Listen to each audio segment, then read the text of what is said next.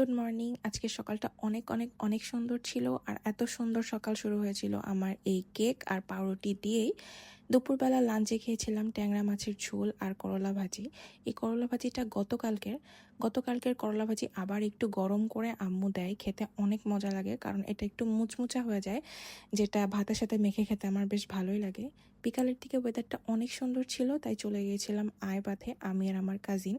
আর আকাশটা দেখেন কি সুন্দর হয়ে আছে, মানে এত সুন্দর একটা ওয়েদার। এখানে চুপচাপ ঘন্টার পর ঘন্টা বসে থাকলে মানুষের মন এমনি ভালো হয়ে যাবে।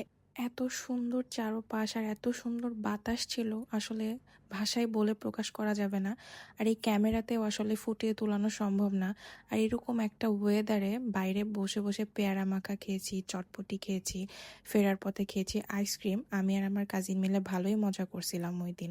আর ফেরার পথে দেখেন হুট করে একদম বৃষ্টি শুরু হয়ে গেছে। এই বৃষ্টির মধ্যে ভিজেই আমরা খাইছি ছোট পানি ফুচকা। এটা আজকাল রাজশাহীতে খুবই ভাইরাল, কিন্তু আমি আপনাদেরকে রিকোয়েস্ট করব আপনারা টাকা খরচ করে মানে এটা অন্তত খাবেন না, এতই বাজে টেস্ট ছিল এটার। তারপরে আমরা মুখটা ভালো করতে খেয়েছিলাম একটু মোমো।